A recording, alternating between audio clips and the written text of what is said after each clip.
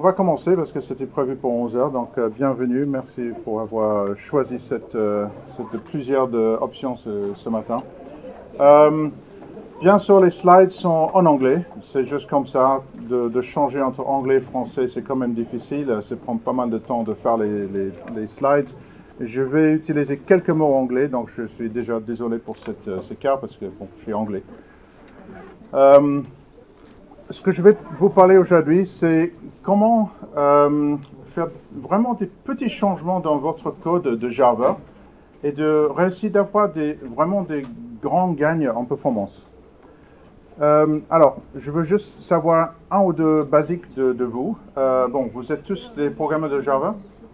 Oui, super. Et qui travaille vraiment dans la performance? Avec beaucoup de data, vous avez... qui a des problèmes de garbage collection? Personne. Oui. Pourquoi vous êtes là? Vous voulez faire plus vite quand même. OK. Donc, je vais rentrer vraiment dans les basiques. Donc, vous paraissez assez jeune. Donc, qui a utilisé C ou C++? Oh, super, génial. OK. Bon, on va rentrer dans le domaine de C, C++ pour quelques minutes. Et de vous rappeler comment ça marchait dans les années 70, 80. Des fois, j'utilise 70, 80 parce que encore pour moi, c'est plus facile.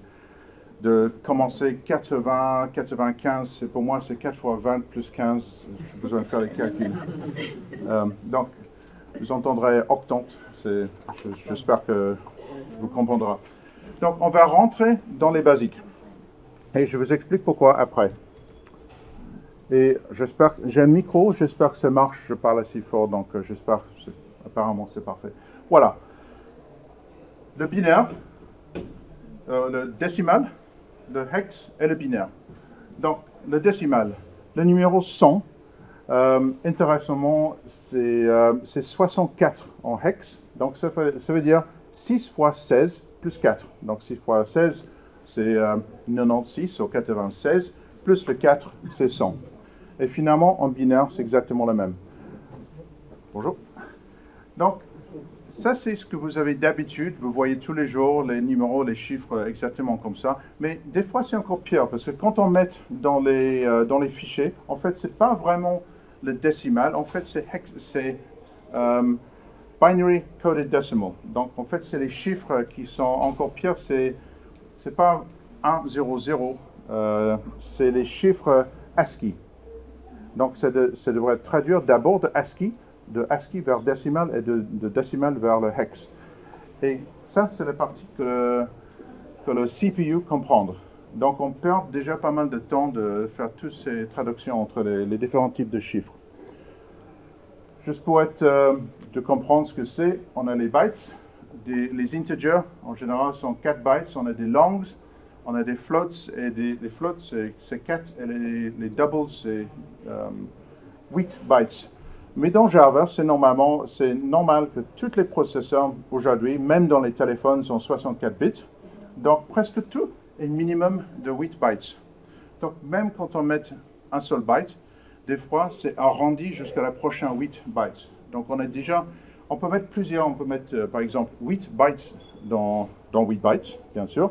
Mais si on a un byte, et plus tard un byte, et plus tard un byte, on a 8 plus 8 plus 8. Donc ça prend déjà pas mal de place. Et vous vous souvenez, j'espère, les bases de binaire. Donc, on a les AND. Donc, si le 1 et le 1 est 1, donc le résultat, c'est 1. Si c'est 1 et 0, c'est 0. On a les OR, XOR et NOT. Dans mon génération des années fin 70, début de 80, quand j'ai commencé, c'était même dans hardware. Donc, moi, j'ai commencé avec les processeurs, avec oscilloscope de voir les LEDs. On avait les LEDs à l'époque. Donc, on voyait si c'est allumé, si c'est pas allumé, on voyait si les résultats, on avait des AND gates, OR gates, etc. C'était en hardware. Après, en assembleur, C++, ça a commencé avec ça. Maintenant, vous l'avez en Java, mais les gens utilisent très peu ce genre de commandes. Mais c'est très puissant. Parce que ça, c'est un seul commande dans le processeur. Donc, c'est très, très puissant. Ça aussi, le shift Ça veut dire qu'on a toutes les bytes. Je reviens cela. Quand on fait un shift, on prend tous les bytes, on fait bouger, soit à gauche ou soit à droite. L'effet, c'est simplement de multiplier ou de diviser par 2. Donc on prend ça, on fait un shift comme ça, c'est se diviser, shift vers la droite, votre droite, oui. Ça c'est divisé par 2, et de multiplier fois 2, c'est dans l'autre sens. Donc, très simple, vous connaissez, j'espère, tous ces basiques. Donc, juste pour voir si vous êtes pas en train de dormir, c'est quoi 0,2 hex en décimale? 32, super. Il y a quelques-unes qui sont vivantes. Pourquoi c'est spécial? 0,55 à 0 AA. Ça sert à quoi? Imaginez ça en binaire. Qu'est-ce que ça représente? C'est les mêmes chiffres qui se répètent. Oui, bah oui, en fait, ça c'est 0, 1, 0, 1, 0, 1, etc. Et l'autre c'est 1, 0, 1, 0, 1, 0. Et quand on faisait de gestion de mémoire en C ou C++, en fait, on mettait ça au début à la fin. Pourquoi? Parce que des fois, quand on fait des erreurs, parce qu'on a alloqué un buffer de 1 mégabyte, par exemple, et des fois, si on mettait 1.1 mégabyte dedans, ça passe le fin de buffer. Et des fois, ça passe le fin de buffer, on peut voir si le début à la fin reste toujours 55 au AA. Et si ça dépasse, on sait qu'il y a quelque chose qui est foiré à l'intérieur de notre programme. On ne mettait pas 0,0, on ne mettait pas FF. FF, c'est tous les 1. Parce que des fois, c'est plus facile, la plupart des initialisations de mémoire en général, c'est soit FF ou c'est soit 0,0. Mais de mettre ça, c'est un chance sur 256 que c'est pas bon. Donc, souvent, on mettait 55 AA, 55 AA, 4 bytes. Et la probabilité de trouver ça en random, c'est minuscule. Donc, on utilisait ça pour le voir. Donc là, c'est le 01, 01. Alors, on a les 12 mois dans l'année. Janvier, février, mars, avril, mai, etc. Combien de bits est-ce que j'ai besoin pour représenter les 12 mois de l'année? 4. 4, c'est vrai. Parfait. On n'a besoin que 4 bits. 4 bits, c'est 16. Donc, dans 16, on peut présenter les 4 bits. On n'a pas besoin de mettre plus que ça. Il y a 365 et un quart jours dans l'année, et on veut présenter 100 ans. Donc, ça veut dire 36 525 jours. Combien de bits est-ce que j'ai besoin? 16. 16? D'autres réponses? OK. Il a raison, c'est 16.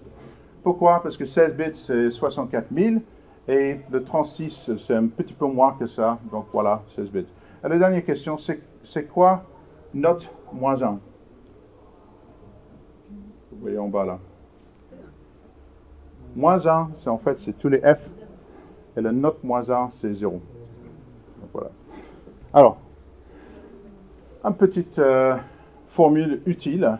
Pour savoir combien de bits vous avez besoin pour présenter quelque chose, si par exemple vous avez un grand fichier avec des informations, si vous avez des data, et par exemple le nom de mois dans l'année, le nom de jour dans le mois, ou quelque chose de plus compliqué, de savoir combien de bits vous avez besoin, en fait vous prenez le log de ce chiffre, donc voilà le 36 000, on prend le log.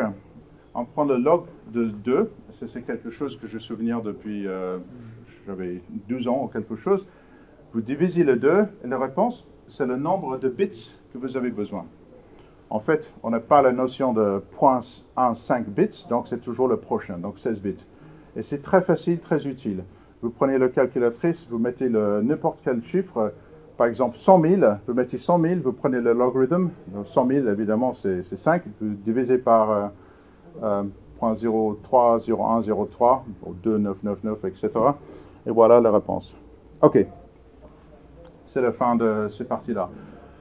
On peut prendre un texte, un string, vraiment simple, comme votre nom, comme par exemple un devise. USD, US dollar, GBP, pound sterling. 3 chiffres, normalement, on mettra 1, 2, 3 et soit un 0 à la fin, ou soit le nom de caractère au début. Le nom de caractère au début, c'est formule Pascal. Le 0 à la fin, c'est formule C, C++. Il y a certains avantages sur les deux côtés.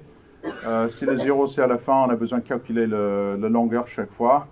Mais dans Java, on prend le ABC et en fait, c'est prendre autant de bits.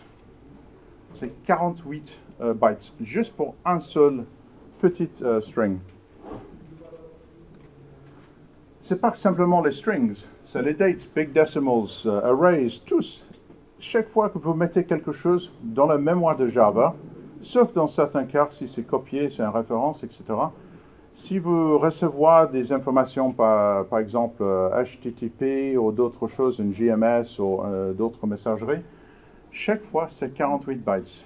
Donc ça paraît peut-être pas un grand problème quand on a souvent 8 ou 16 gigabytes dans notre laptop, quand on a souvent 250 gigabytes dans le serveur. Mais quand on commence de parler de 100 000, 500 000, 1 milliard de rows, d'entrées, de trades, ça commence d'être un problème.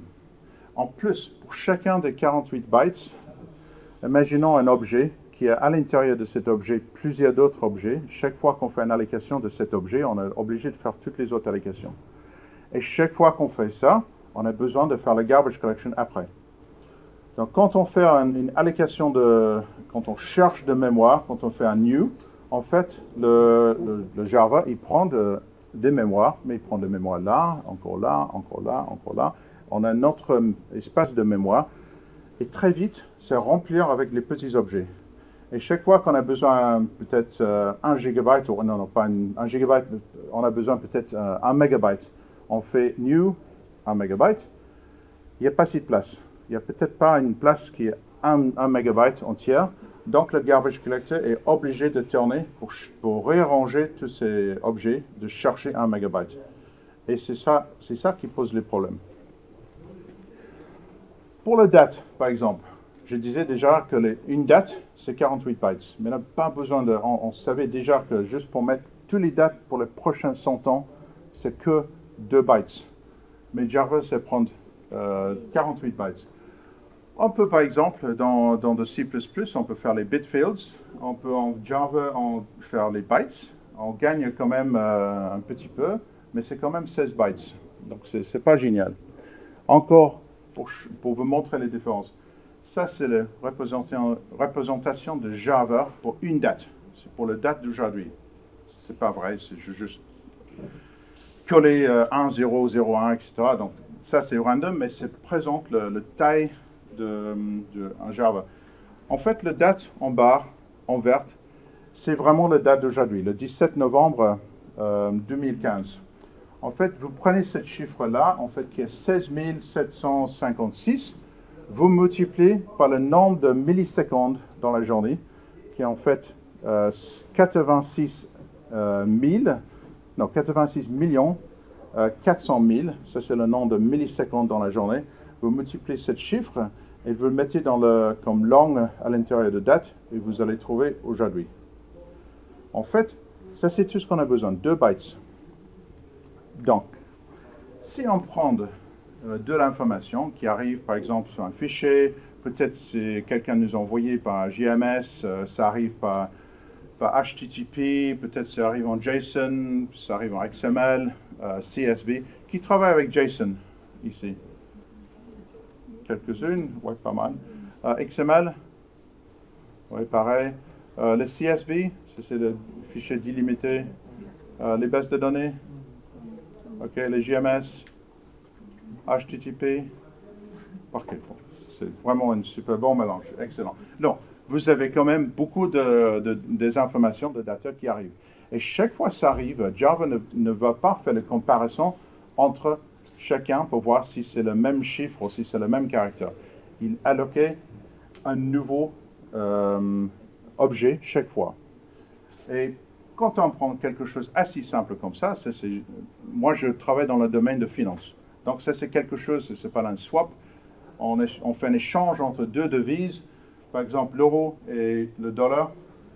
Ça, c'est la date de cette transaction. On a un chiffre qui change, si c'est achat ou vendre, un devise, plus un montant. On change avec un taux d'échange, plus encore une deuxième devise, plus le montant calculé, multiplié par le taux d'échange, et finalement la date qu'on va régler cette compte. Les banques travaillent sur ce qu'on appelle T plus 3. Ça veut dire que quand vous mettez de l'argent dans la banque, souvent ça prend 3 jours. Il y a des avantages avec ça pour la banque. Bon, d'abord, il prend l'intérêt sur le taux, donc ils gagnent de l'argent avec ça. Deuxièmement, ils ont la chance pendant 1 ou 2 jours de voir s'il y a des problèmes. Et quand on réduit ça, ça pose plus de problèmes à l'intérieur des banques, mais en général, la plupart des banques mondiales, c'est T plus 1, T plus 2, T plus 3. La plupart sont T plus 3. Donc, vous voyez que les dates sont 3 jours de différence. Ce n'est pas le week-end non plus. Donc, quand on met ça, on prend ça, par exemple, dans un fichier, on a besoin d'un objet, 2 objets, 3 objets, 4 objets, 5 objets, etc. pour chacun. Donc, ça c'est on va prendre ça comme exemple. Donc, ça c'est l'information qui rentre dans notre système et on va commencer à améliorer ça. Donc, on fait une petite programmation. Et d'abord, j'espère que vous êtes d'accord que ça se présente une classe vraiment typique et normale pour représenter ça. Donc, c'est une classe avec un long pour la ID, parce que ça ne va pas changer, donc c'est juste un ID. Moi, déjà, j'utilisais les ints et j'ai trouvé que je dépasse le maximum de integer, parce qu'on a tellement des informations. Par exemple, dans Vodafone, c'est une société qui fait le téléphonique dans pas mal de pays.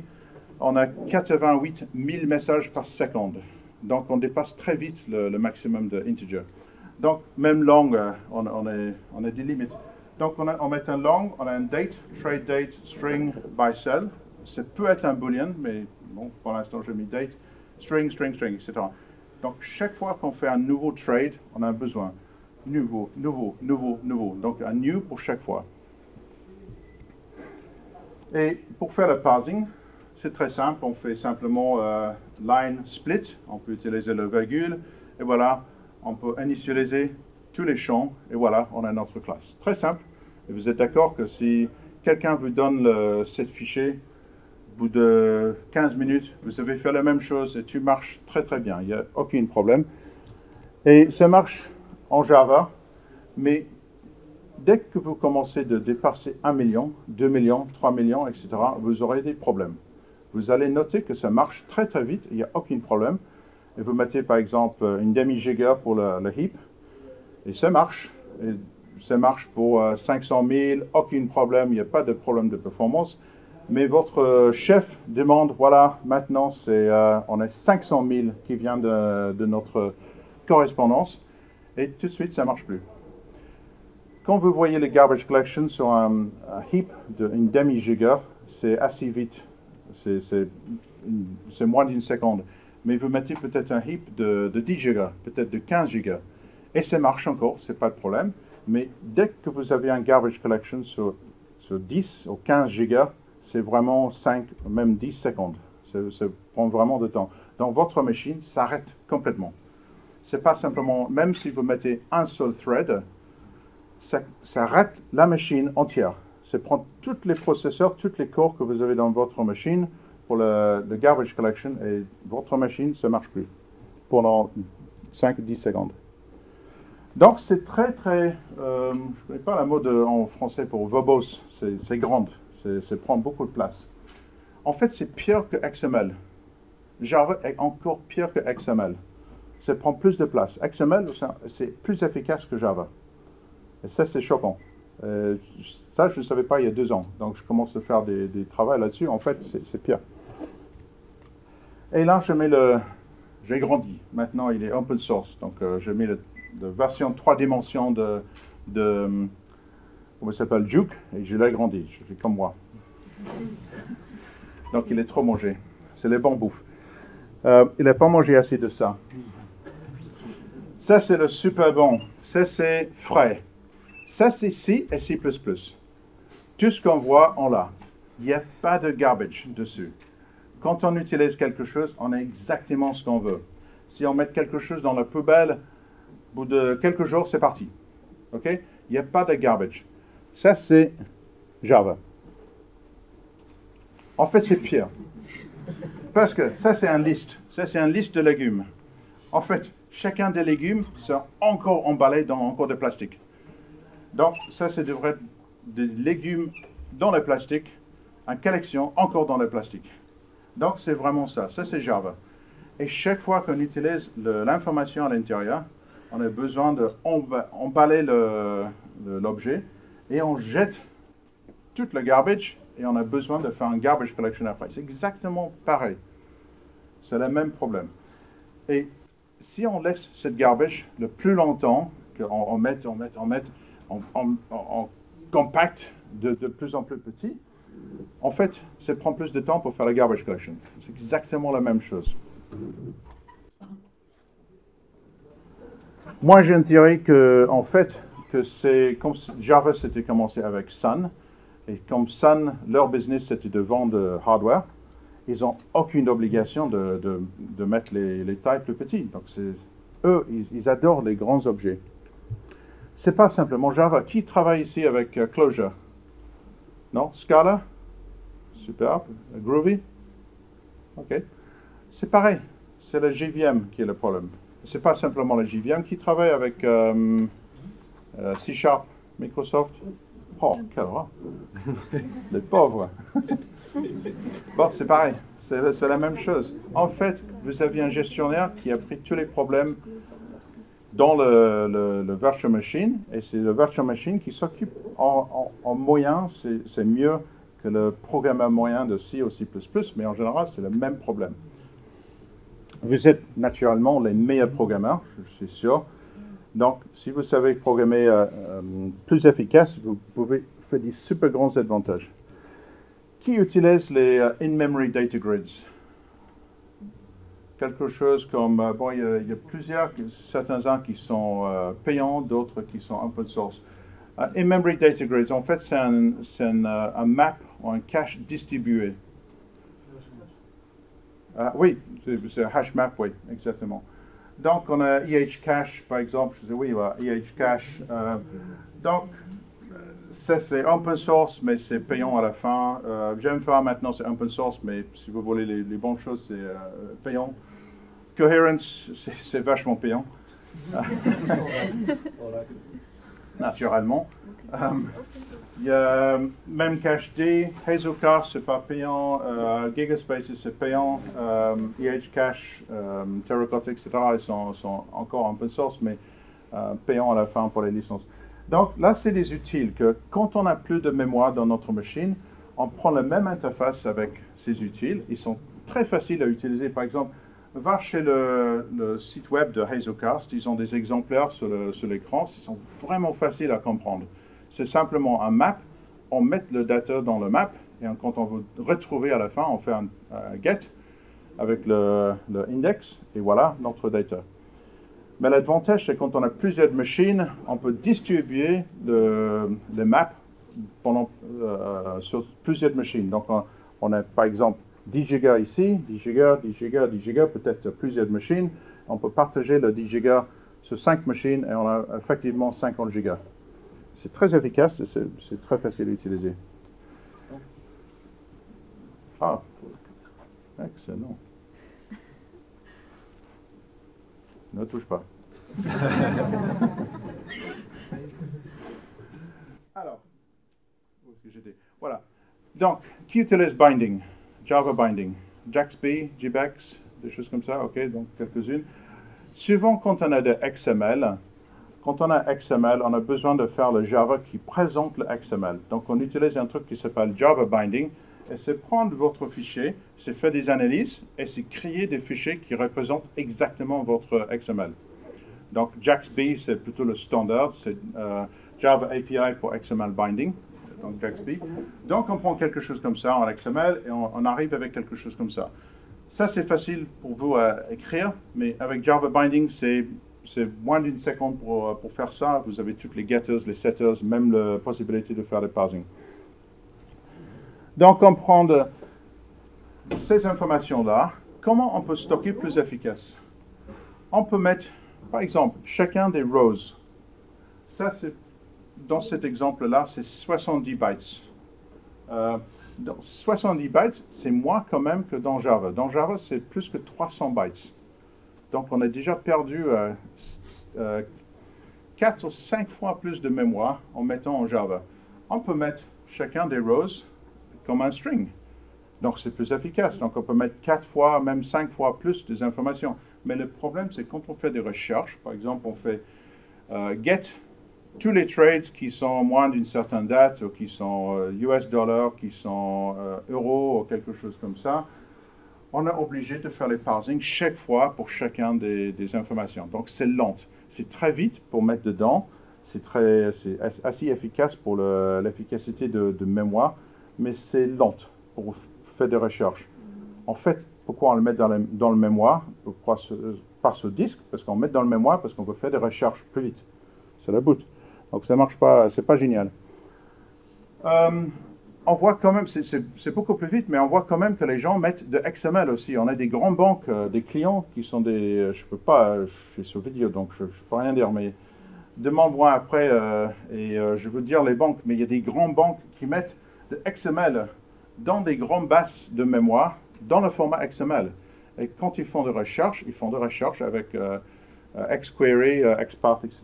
dans l'XML. Ils ne le mettent pas dans Java, parce que dans Java, c'est encore 5, 6, même 10 fois plus grand. XML, c'est encore pire. XML vers le Java. On peut faire des compressions. Pourquoi on ne fait pas des compressions? De faire des compressions des objets Java, c'est déjà difficile, parce que c'est déjà en mémoire. On ne sait pas comment c'est formé dans le mémoire.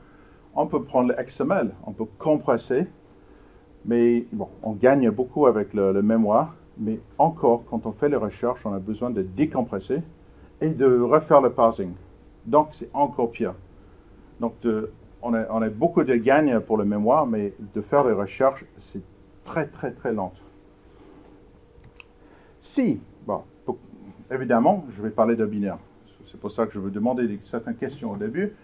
Quand on met en binaire, on a certains avantages. En fait, quand j'ai commencé de faire ça, il y a 2 ans, 3 ans, j'ai pensé certains avantages, par exemple le taille, mais en fait, j'ai découvert plein d'autres avantages. Je vais vous expliquer les avantages. Donc, on met un byte array.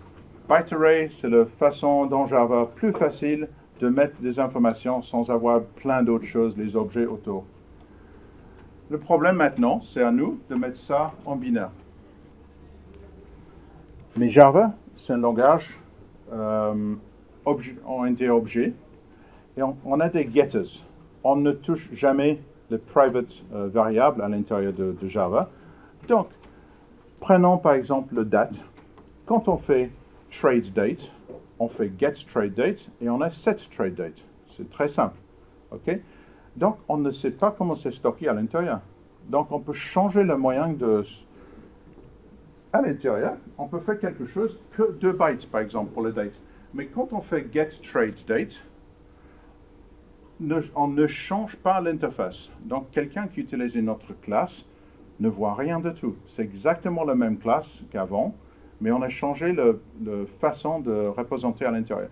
Et c'est ça que j'espère aujourd'hui que cet changement très facile que vous quittez cette salle et vous avez la possibilité de faire quelque chose comme ça. Ça, c'est juste un exemple pour la date. C'est vraiment un exemple pour comment mettre une seule date en binaire.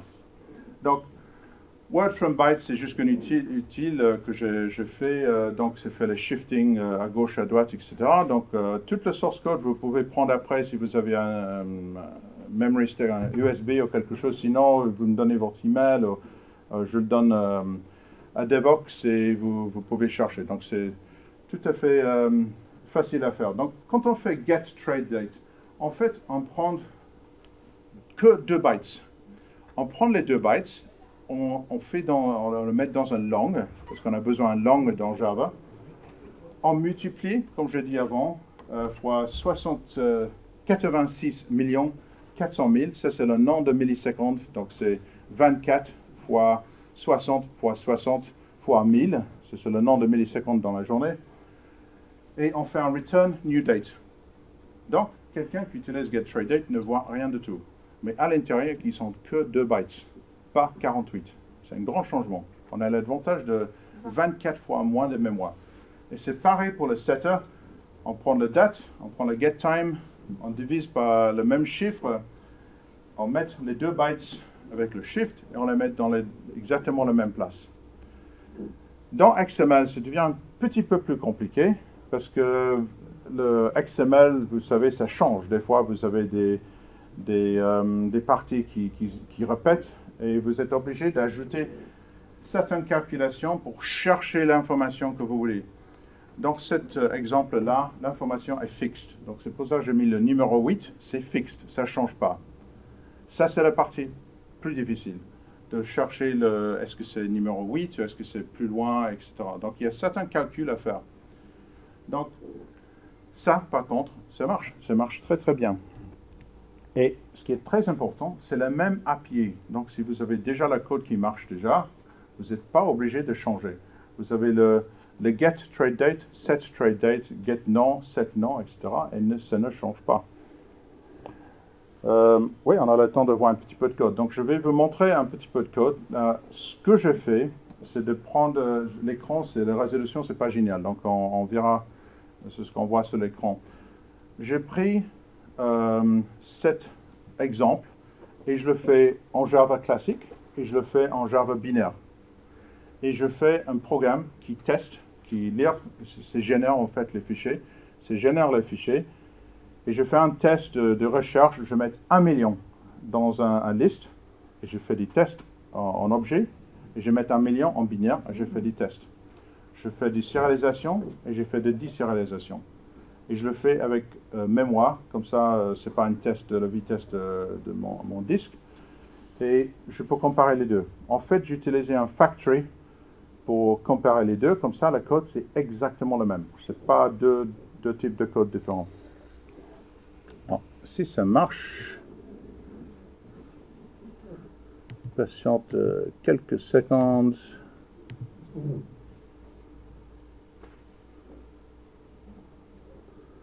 Je cherche mon...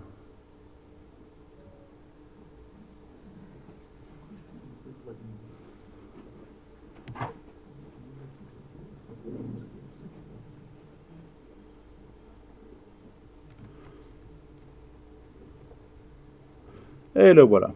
OK. J'ai un factory. OK. Donc, je crée 1 million. Et j'ai un trade type. Donc, je peux changer. Là, j'ai plusieurs choix. Voilà.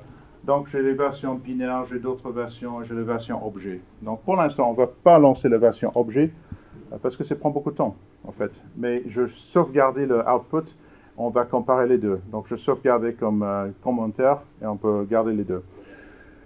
Là-dedans, c'est assez simple. Je crée un liste et je mets tous les traces dans la liste. Donc, c'est simplement, je génère le trace d'abord. Donc, je mets 1 million de ces traces.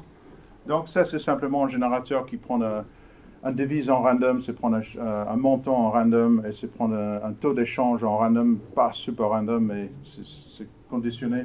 Donc, ça génère un trade imaginaire, mais assez correct avec les chiffres. Je fais des queries. Donc, le query, je le fais en Java 8. Donc, en fait, encore, c'est quelque chose assez simple. Tout ce que je veux faire, c'est de chercher tous les traces, qui sont GBP sur un côté, USD sur l'autre côté, qui sont un achat, buy. Et je fais un triage, je trie les messages pour chercher le taux d'échange le plus majeur.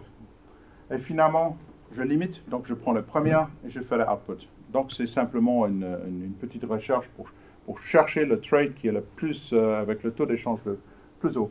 Et finalement, je le print. Donc je vais le lancer parce que sinon on n'a pas trop de temps. Et je vais montrer le output en bas. Voilà. Et on va comparer avec la version objet.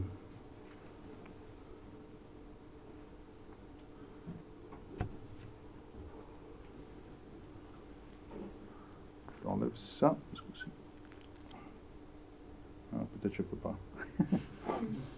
je le remets. Alors, j'espère que vous voyez ça. Alors, on va faire la comparaison. J'espère que vous voyez. Donc là, c'est la version objet. Je fais un copier-coller après, avant. Donc, ça prend un petit peu plus de temps. Donc là, on génère 1 million de traits. C'est pareil ici. Creating 1 million. Donc, c'est vite fait, c'est pas tellement compliqué. On fait le filtre. Et c'est prendre 346 millisecondes. Donc, ça, c'est 1 million. On cherche pour quelque chose, on fait plusieurs fois et on prend le dernier, c'est 300 millisecondes. Dans la version binaire, on fait ça un petit peu plus vite. Mais la différence, bon, c'est pas un test tellement exact. Donc, il ne faut pas lire trop de choses sur les différences. Mais en réalité, en fait, c'est plus vite. Et je vous explique pourquoi après. La sérialisation, c'est très important. Donc, on compare la sérialisation. De prendre 1 million d'objets, de faire un for 1 égale 0 jusqu'à nombre des objets sur la liste, on fait chacun sérialise. Sérialise 1 million de fois. Ça prend 40 secondes pour chacun, pour 1 million. Dans la version binaire, ça prend 4 secondes. Vous voyez en bas là. Je monte un petit peu pour celles qui ne voient pas. Donc c'est 4 secondes pour la même chose. C'est exactement le même code. Et là, ce n'est pas une erreur de notre code. C'est vraiment 10 fois plus vite. Quand on demande le list de ce serialize, donc on fait list serialize, bon, c'est plus efficace parce que Java sait qu'on veut sauvegarder la liste entière. Donc on a le list. Dans la version objet, ça prend 10 secondes. C'est pas mal. Mais quand même, 10 secondes pour serialiser 1 million. Bon, peut-être c'est pas impressionnant, mais peut-être maintenant, vous travaillez dans Java depuis longtemps, vous ne trouvez pas longtemps de faire 1 million dans 10 secondes, mais en fait, c'est très, très, très lent. 1 million dans binaire, c'est 0,6 secondes. Encore beaucoup, beaucoup plus vite. Mais on peut améliorer ça encore plus, parce qu'on sait exactement où se trouve le binaire. Dans notre version binaire, on le sait où c'est. Dans la version Java, on ne sait pas où c'est dans le mémoire. Dans la version binaire, on sait exactement où c'est. Donc, on peut prendre cette binaire, on peut utiliser le Java NIO, et on peut faire un map de mémoire directement sur le disque. Donc, pour la version binaire, on a encore un avantage. On peut sauvegarder le binaire de 1 million de messages dans 50 millisecondes. Donc, on rentre entre 40 secondes pour chacun, jusqu'à 10 secondes pour la liste entière, jusqu'à 50 millisecondes. Maintenant, imaginons qu'on a une liste 1 million sur une machine, une liste 1 million sur l'autre machine. On veut faire un échange. On veut faire, par exemple, un distribué. On veut mettre 1 million sur une autre machine. Le temps de serialisation, c'est 10 secondes. C'est le plus vite possible. Dans l'autre, c'est 50 millisecondes. Donc 50 millisecondes, c'est une super grande différence de performance. Donc on peut maintenant mettre nos informations sur un réseau distribué sans avoir l'impact de serialisation. Parce que dans Java, pour la serialisation, il prend chacun des objets, il met le nom de l'objet, l'intérieur de l'objet. Le nom de l'objet, l'intérieur de l'objet. Donc on a java.lang.string et puis le string. Avec notre version binaire, on a simplement le binaire même. En plus, ça je le fais sur le disque. Donc c'est sur le disque dur, ma mémoire ici. Et même pour mettre sur le disque dur, c'est que 300 millisecondes. Donc ça veut dire qu'on peut utiliser le disque dur presque comme de mémoire. Disque dur, j'ai 1 terabyte. Donc c'est comme si j'ai 1 terabyte de mémoire presque. Bon, on a un impact, c'est plus lent que la mémoire. Mais comparé avec les 10 secondes, il y a une sacrée différence. Bon, je rentre dans les slides.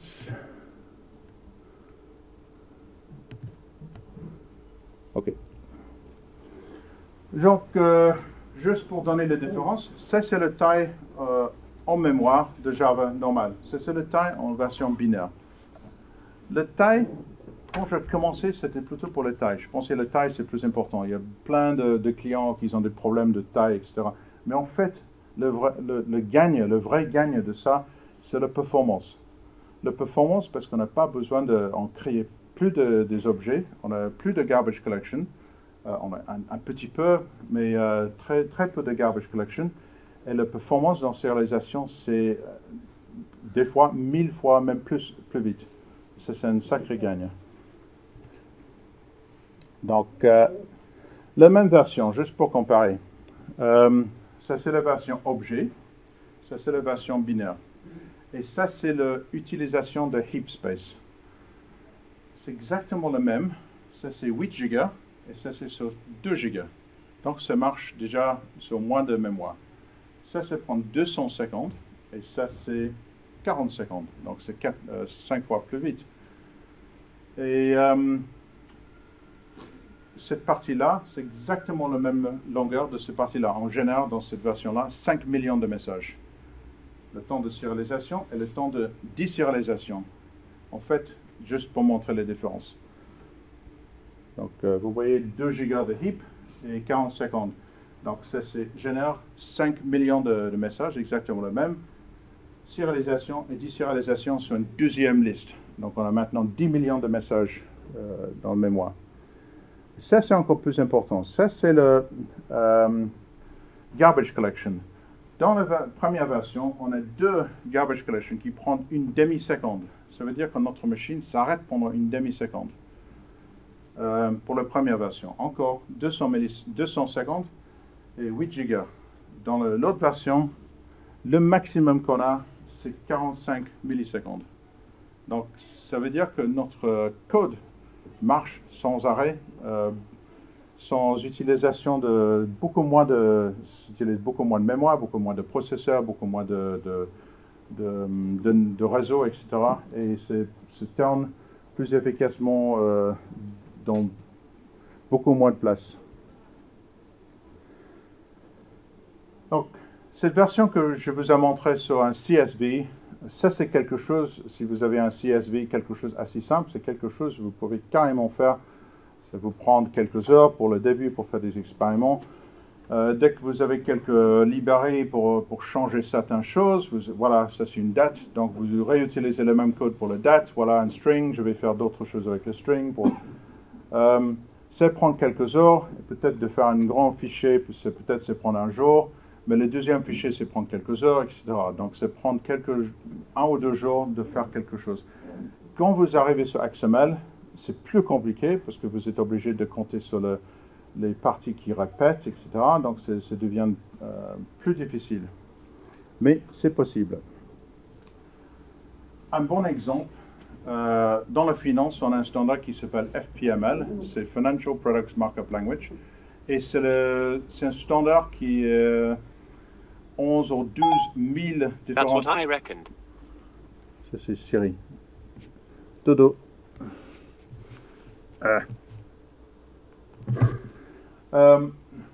Donc, c'est au moins 12 000 différents types dedans.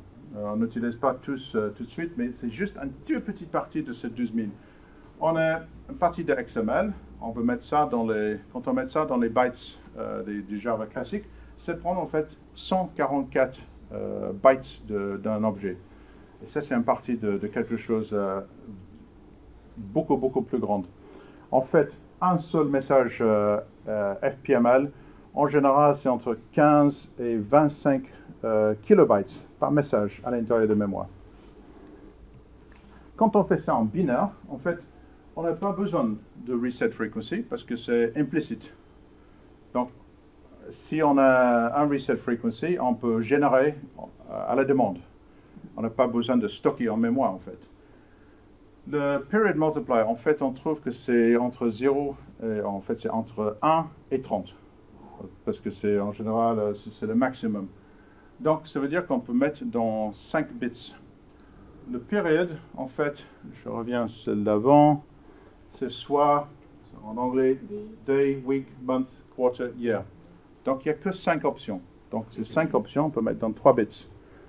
Donc, on prend les 8 bits, les 5 bits de ça, plus les 3 bits de ça, c'est 8 bits, donc c'est 1 byte. On peut mettre tout ça dans 1 byte. Donc, on gagne 144 fois dans cet exemple. c'est un bon exemple, c'est pas toujours comme ça, mais c'est un bon exemple. Donc à la fin, juste dans ZFPML, on peut gagner de à peu près 12, 15, jusqu'à 25 kilobytes. On arrive de mettre ça dans à peu près 400-500 bytes. Donc c'est un sacré gagne de presque 50 fois moins grande.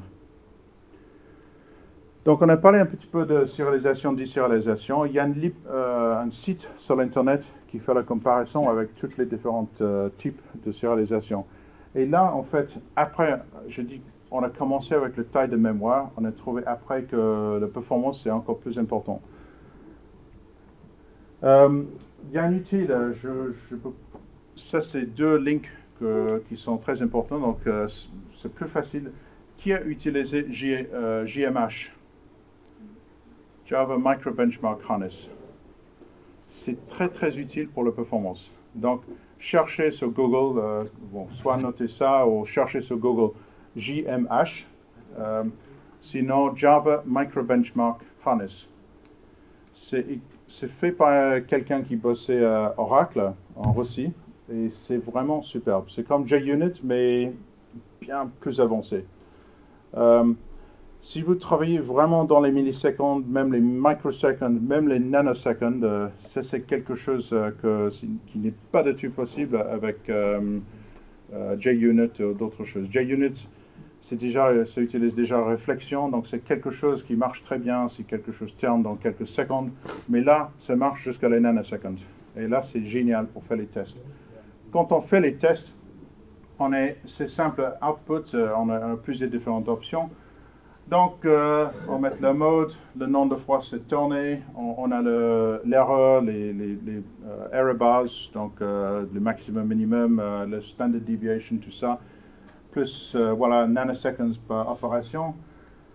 Et c'est très très utile pour faire les benchmarks. Donc là, je fais des benchmarks avec la version binaire, avec Cryo, et c'est quelque chose, quand on fait des comparaisons, c'est très exact, on voit quand même plus ou moins une certaine marge d'erreur, on peut vraiment voir les différences entre les deux performances. Donc là, c'est quelque chose encore que je recommande. Ça, si vous voulez chercher des différents types de serialisation, ce JVM Serializers, c'est quelque chose sur GitHub qui est très utile pour comparer Protobuf, Trio, Avro, il y a une douzaine de différents types de comparaison. Pour faire les analytiques, c'est très important. Qui a utilisé Hadoop? Bon, un ou deux, ok. Spark, ce genre de choses. Qui fait des analytiques sur la data? Ok, bon, ok. Pourquoi on met l'information soit on met sur... Qui utilise une base de données? Classique, ouais, presque tout le monde. Ok. On met des choses dans la base de données parce qu'on veut faire des recherches typiquement. Sinon, on met sur un fichier. Donc, on fait select étoile machin, where, having, group by, etc. Donc, on fait les informations. Quand on a plus d'informations, on est obligé de soit mettre les index, et les index prennent beaucoup de place, ou soit de mettre en mémoire. En mémoire, c'est beaucoup plus vite. C'est pour ça que pas mal de banques, ils arrêtent avec les 5 minutes. Ils arrêtent de faire des recherches avec les bases de données, ils mettent en mémoire. Donc, quand on a fait le Java binding, donc on a mis notre information, le trades, etc., en mémoire, maintenant on peut mettre beaucoup plus parce qu'on met en binaire, on a la possibilité de faire des recherches en mémoire. Donc là, c'est encore Java 8, et maintenant je suis capable de faire MapReduce dans Java 8 en mémoire, et je suis capable de tourner un message Swift qui c'est le format que si vous envoyez de l'argent, aussi encore mieux, quelqu'un vous envoyer de l'argent de l'étranger. Dans tous les pays mondiaux, ça passe par Swift, si c'est à travers deux pays différents. Donc Swift, c'est un standard international. Et je suis capable de mettre 1 million de messages en Swift sur ma machine, sans problème. Et encore, c'est quelque chose, si ça vous intéresse, j'ai tous les codes pour vous montrer. Et je suis capable de chercher des choses assez compliquées. Là, je fais le somme de tous les différentes devises dans ces messages. Et ça, c'est des vrais messages d'un client, encore top secret. 1 million de messages, je fais dans 100 millisecondes. Juste un petit peu plus que 100 millisecondes. Et ça, sur une base de données, ça prendra probablement quelques minutes. C'est très, très, très efficace. On n'a pas le temps de faire le deuxième démo, mais le deuxième démo, c'est de faire quelque chose beaucoup, beaucoup plus compliqué qu'avant, mais en XML. Et c'est de montrer, en fait, plutôt ce que je mets sur l'écran là. Voilà, juste encore, dernières 3 slides, de montrer les différences en binaire. Encore, c'est quelque chose que vous pouvez faire vraiment, c'est pas quelque chose que vous êtes obligé de faire tous les changements en binaire. Vous pouvez juste prendre 1 ou 2 choses. Par exemple, souvent vous avez un URL qui est stocké dans votre objet. Un URL, c'est long, mais si c'est la même URL pour chacun, mettez ça dans un final static dans votre classe et faire un lookup. Donc, vous pouvez avoir, par exemple, un array de plusieurs différentes URL et de faire un lookup sur la liste. Donc, vous gagnez déjà 50, 60, même 100 bytes juste dans ce cas-là. Donc, ce n'est pas quelque chose, vous êtes obligé de changer tout votre code tout de suite. C'est juste des petits changements. Donc là, c'est la taille.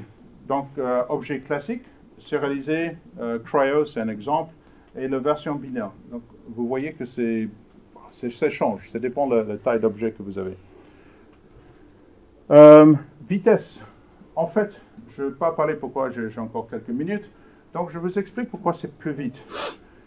Vous vous rappelez le code, en fait. Je fais un calcul d'abord de chercher la position et je fais un new date, quand je fais get date. Donc, je fais un new. Donc, je dis, attends, mais on ne veut pas faire des news, on ne veut pas alloquer de mémoire. Mais quand je fais le new pour le retour, et je suis en train de faire des analyses, le new, ça rentre dans le hidden space.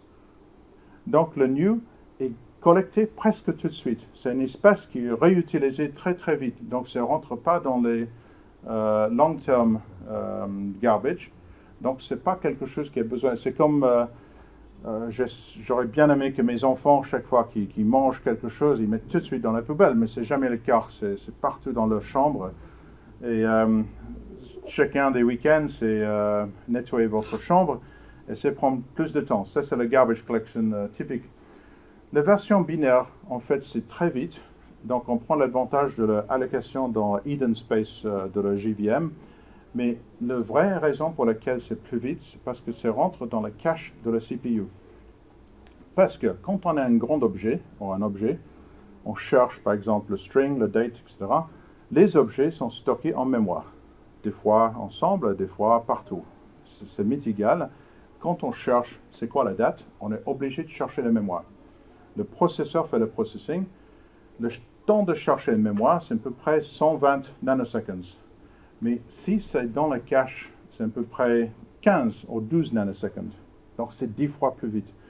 Donc si on a mis le binaire, la version binaire, 100% de notre objet se trouve dans le même espace.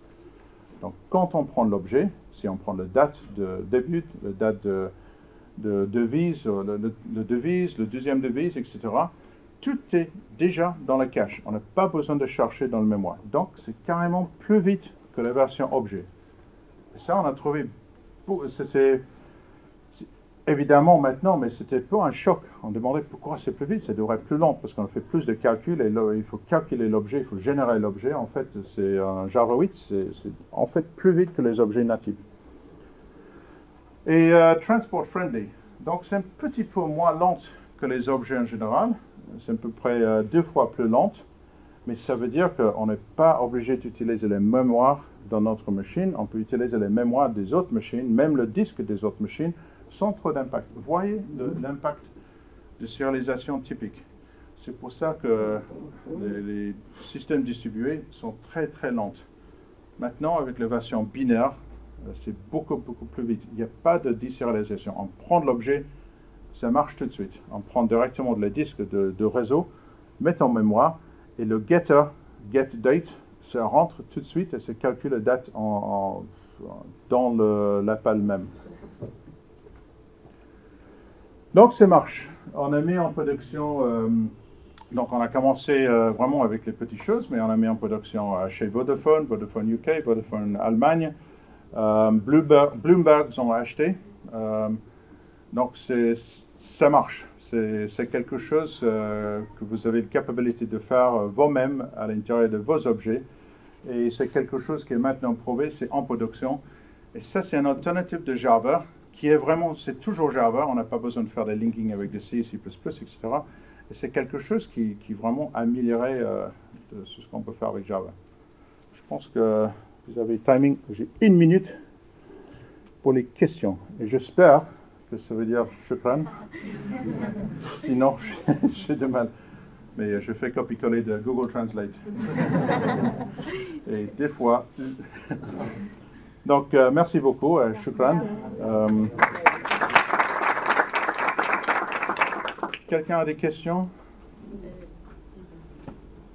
Si vous avez des questions, vous êtes embêté de demander quelque chose devant tout le monde, je comprends, mais je suis là toute la journée. J'ai encore un talk demain, fin de journée, sur ce qu'ils utilisent les grandes sociétés, vraiment des super grandes sociétés comme technologie à l'intérieur. Vous êtes dans la même salle? Excuse-moi? Vous vous retrouvez dans la même salle? Non, je pense que c'est un keynote, c'est dans une salle plus grande.